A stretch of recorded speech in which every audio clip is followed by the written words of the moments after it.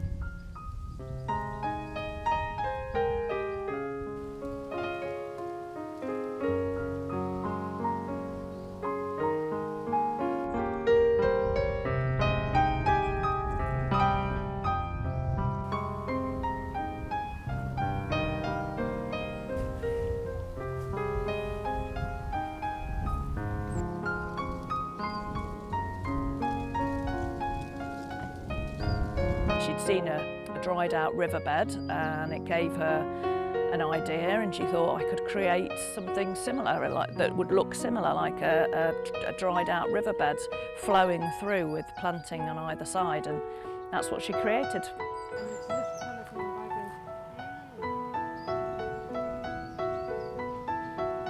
As a child, it was just my grandma's garden. It was perfectly normal to me, and it's only really been more recently when I've been living here and working along with the gardeners, and that I've really understood her principles and the magnitude really of what she was doing at that time.